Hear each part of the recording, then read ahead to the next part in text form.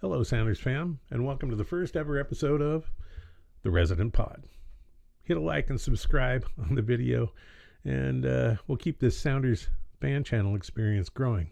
Also, pop over to Rave Green TV, Pulso Sports. Those guys have been putting out some good content lately, and kudos to Rave Green TV for giving us the commiseration special match reaction last night from outside the stadium, when we could all use a little commiseration because, let's be honest, that was pretty disappointing last night, to say the least.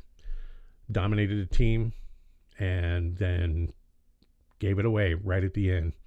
Not a loss, but felt like a loss. And I'm sure that Reagan and Yamar are going to be all over themselves today. So we're not going to dwell on that. Mistakes happen. It's like Brian said in the interview last night. He was disappointed. Mistakes happen. Move forward. And they'll learn from the experience and probably won't see that again anytime soon. So let's talk about the match, though, in general. Brian came out, standard 4-2-3-1, Jordan up top, and we looked pretty solid. We're not giving the ball away. We're being aggressive. We're playing pretty decent-looking, entertaining football. We're not just moving down the wings, also moved through the midfield just a bit. I mean, not a ton, but enough to where you could see that it's going to happen. Little frustrating for Nuhu to get his first yellow card 1 minute into the new season, and it definitely affected the way that he played for the rest of the game. We were actually kind of lucky not to see him go off in the second half with kind of a bad tackle. And with the way that ref was calling the most ticky-tack stuff in the world. He's very naive, and Charlotte was taking advantage of it. I think actually we were lucky that Wilfred Zaha was over in England for the birth of his child, because he could have taken advantage of that a bit more too. So yeah, the ref was, and you won't hear me complain about refs a lot unless it's egregious mistakes. But the ref last night, he did a middling job.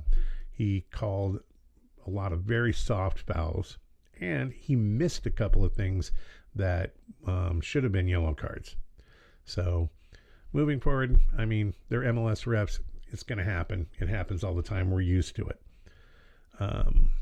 Morris gets the early goal, 19th minute, gets a brace in the 49th, and is now tied with Raul for the most goals in all competitions at 86.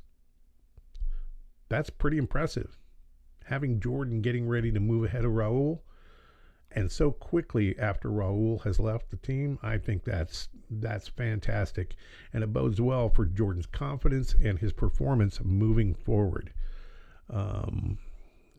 It's frustrating the way it ended, but the way to look, we got to look at other things too. We dominated possession. We dominated the passes. We dominated chances created, shots taken, shots on goal.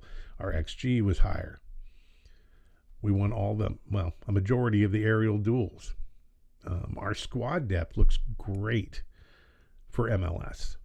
We have a lot of veteran experience on the bench that is going to get good rotation with this team. We are going to be more consistent as a squad than we were last year, and I'm looking forward to it. Bringing in Jesus and Paul and Kim Ki-hee back in the fold, I'm all for that. Adding veteran experience and consistency and calmness.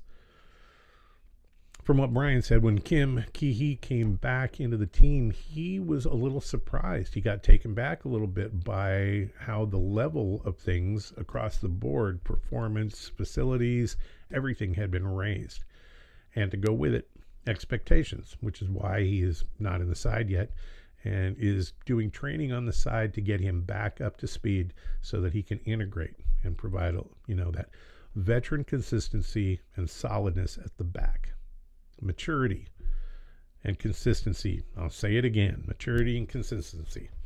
It looks great moving forward, and I'm interested to see what happens on Wednesday with Antigua. I think our passing woes that we had in our first game against them will probably